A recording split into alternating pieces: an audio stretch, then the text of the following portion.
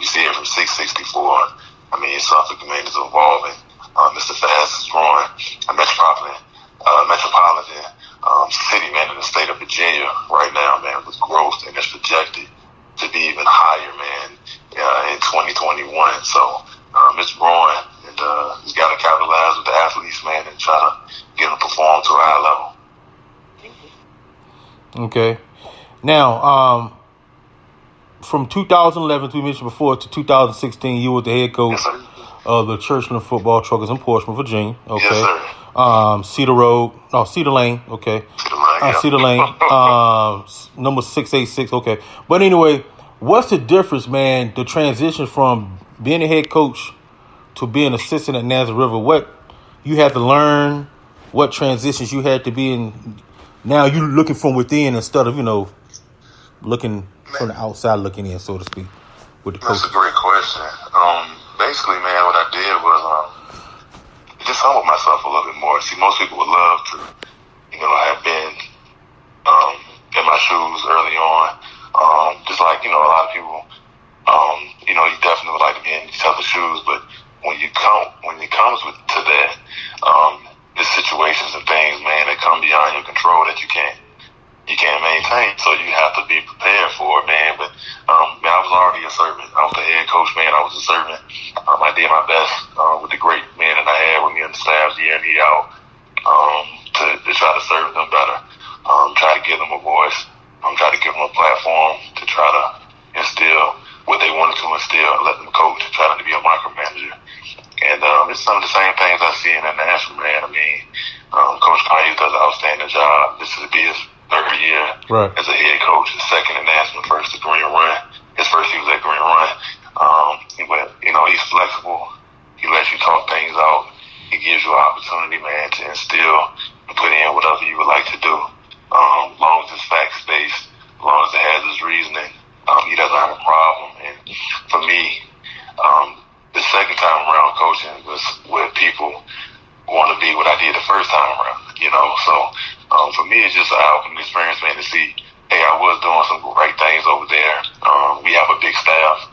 I know it's a big to-do about people talk about staff sizes and this and that. Man, look, you give people an opportunity, you give them a job, they'll do it. That's basically what it comes down to. You try to create an environment for young men to succeed, not just on the field, but outside of the field and the community as well as they grow. Right. And, different programs, man, have different things. I mean, I know a program that's got 5 or 6 coaches, but you can't win the game. But you got coaches, man, 15 to 16 coaches on the staff, man. And, as long as they know their role and play their part, that's what it comes down to. That's what it all comes down to. Yeah. Everybody got to know their role. Correct. Yep. Everybody. So, and the reason why I was with somebody, that could be a challenge. That could be a challenge for some people because what is maturity? Maturity has no age, it has no face. And then everybody is learning. You can play football all your life. You can be 50 years old, but you can still be drinking Similac. You can still be a baby in this game of football. So you have to be a student. You have to study. You have to prepare yourself. And everybody can talk good. Everybody sounds good. Everybody thinks they have the answers inside and outside. But until you get in them shoes, no offense, man, sit down and shut up. Kind of know your role, and know what you need to do. And if something needs to be done, then you do it. If the coaches ask you to do something, then you do it, and you do it with a grain of salt. You have pride about it, and you try to do the best you can. And see, I coached under you, so it was like if I didn't like what you said or whatever, I still had to do it. I did what you said do, and then I would come and say, Coach, exactly. Why we do that? Why we do that, Coach? And then you would break down why we did it. And then once you explain why we do something, like you get a better understanding. A lot of people, they wouldn't come to ask you why you did what you did. They would just take what you say and run with it. See, I wasn't that kind of guy because I wanna learn more. And somebody that's a head coach, that's who I gotta learn from. So I know that's the ground I stood on. Well, Coach P, I appreciate that, and I can attest the same thing with John Alexander on the other side. And there was other coaches that did the same thing. And that's my thing. internal side of you. You know, everybody's their own person, and everybody might think they know it all, but you don't. You know, I don't care how old you are, you don't know everything, and you have to learn as you go. And you know, I appreciate you for even mentioning that yeah, you know, hey, you asked me questions, and I didn't take it as you were questioning me. You just wanted to learn why we do things what we do. And it's the same with being a parent. You know, everybody thinks they got all the answers, and you know, coaching prepared me to be the father that I am to my daughter now, and even just like, you know, to be the husband that I am now. Just, you know, watching guys like you and John, or Coach Jones, Coach Van, or Coach Payne, and the rest of them guys, to see how, you know, at one point I was the youngest on the staff. I didn't have any kids, and I watched you guys and how you handle things with your own kids. And I said, man, I had dreams and aspirations of doing that too. So, I mean, it's uplifting back and forth. It's just not about football. Everybody camps about wins or losses, but success, man, goes beyond wins or losses. You know, but that's what, you know, if that's what you caught up on, that's what you caught up on. Those are the people that don't last long in it, basically. Yeah. And so we at church, I would say, let's see, how can I say it? I would say you got a fair shake at church. Yeah, they roll with you, but when the people that was riding with you left, it's like I feel like everything left with them. Yeah, and it happens, man. Well, it's a learning experience. I must say that at the end, and then now I'm back to look at it now, if Moss was still the AD, we'll probably still be there. Or if Dr. Bechtol was there, we'll probably still be there. Yeah, I know. And you know, like they say, guys, if was the fifth, we all be drunk. You know, things happen. You know, the fact that we still having this conversation 2 years later just lets you know what people.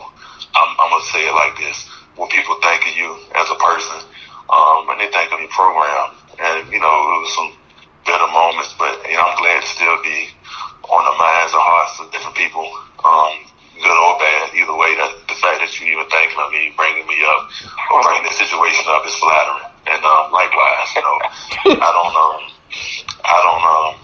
and like I said, the guys that I coach with, man, the guys that I handpicked, that I selected, that I went to Coach Moss and Dr. Bechtol with and for. And then had to go down and sign off for him on HR. I wouldn't trade him in for nothing. Each year was a learning experience. Each year, you know, you would find out something new, not just for the kids or through the kids, but through adults as well. And, you know, like I said, I made the person that I am today as far as coaching. And made me realize, like, you know, hey, man, you got to take each day. You got to coach each day. You got to go out there and thrive each day, man, to your fullest, man, to your best of your ability.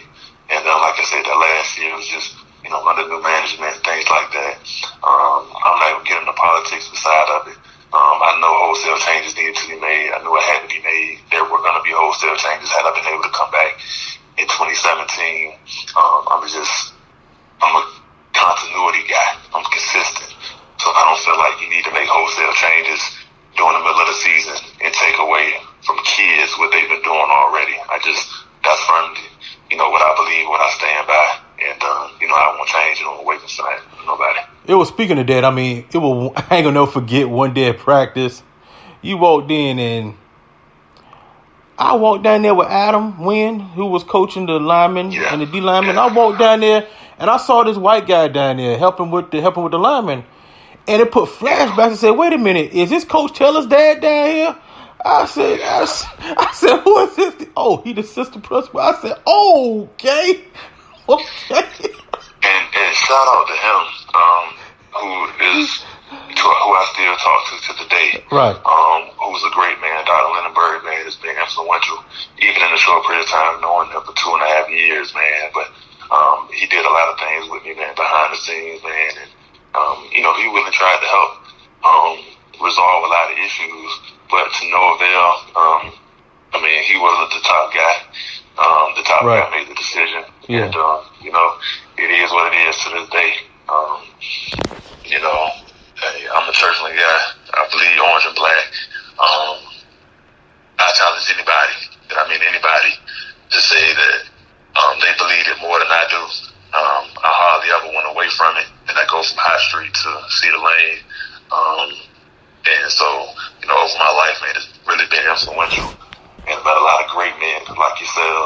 I've coached a lot of good men, had a lot of good teachers, administration staff, and I will always take that with me, man, wherever I go. So, Churchland High School, man, is very near and dear to my heart. That's family first. That is what's up. That is what's up. I don't like the way it ended, but sometimes things do gotta end. But I just ain't like how it ended. Yeah. But mine's ended prematurely anyway. So Yes, sir. Definitely. Yeah, I feel like you do. Sometimes things happen, and like I said, even for the guys that were with me through the duration, some of the guys that left for whatever reason, this and that, they wanted to go to different schools, man, and coach. And see, to me, that's a blessing too, because that lets me know that with my discernment of being able to judge quality men and having quality guys around your kids, man, trying to bring them up, not just in football, but in life, it worked. Because I see those young men and those coaches, man, other programs, and they're succeeding, and they're doing well, and, families are doing well. And to me, that's all it's about, man. You can get in a bunch of hoopla about this and that, whatever, but like I said, everybody think they got the answers, but until you walked in those shoes, until you had to be in the closed door meetings, you have no clue. And, one thing I did was pray for that day to be the head coach of my alma mater. I was, and I have no regrets about it. I did it my way. Like I said, I wish, in hindsight, I would have did some things a little different, but that's life. So if you go through life and you feel like you've never had anything that you want to rewrite the script in or change, you're pretty much lying to yourself. So that's where I stand. But, like again, I think every single coach, man, every single player, I coached with the guys that wanted to be there. I coached the guys that wanted to be there. And that's it. Can't cry off the spoiled milk, can't cry if they're not there. So. All right. Now, I appreciate you, Coach. And likewise, I appreciate you both. Appreciate you. And, of course, this is the Real Dude Show. Before you go, is there anything you want to get off your chest? Yeah, what's on your mind, Coach? What's some things that bother Coach up? Well, just how everything went down in church. And like I said, it was a bunch of he said and she said stuff, man. And, like I said, everybody think they had the answers. My thing was timing is everything. I'm a stickler with that. At 35, I still feel the same way. Things gonna happen. You got to learn how to deal with it and endure. I did it. I'm in a better spot now mentally than I was before. I'm excited about my future endeavors. I'm always working on things behind the scenes, man, to try to do what I need to be doing. And, I know who's the head of my life, so I know he'll lead me down where I need to go. But I'm just excited about the future, man, for whatever's going to bring. I'm very thankful for the past. And like I said, everything that came with it, my prayers are answered. I pray to God, man, I want to be the head coach of my alma mater. And there's only a few people that I can think of that ever had the opportunity. I mean, Kelvin Knight at Lakeland, who just left this year. Somebody like Jupiter Wilson that was at Hickory. John White, the head coach, currently at Bayside. A couple other people I can think of right now, man, that had the opportunity to be back at their school with alma mater as a coach, man. It means so much, man. It's so sacred. It's so special. It's a special feeling. It's a great feeling. And, to that administration and the staff, man, that I dealt with when I was there, man, I'm very grateful. Sincerely grateful, man, for them to give me the opportunity to see something in me more so probably than I saw myself at the time, man, to try to mold and motivate and cultivate those young men to do something greater. And see, even now, I'm getting, hey, graduations, announcements coming up. Got a couple kids that are dads already. Got a kid that just proposed to his girlfriend of 7 years a month ago. Oh, wow. High school?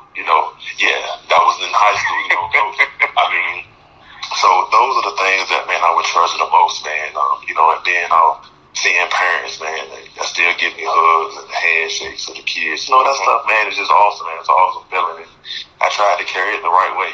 I didn't try to be anybody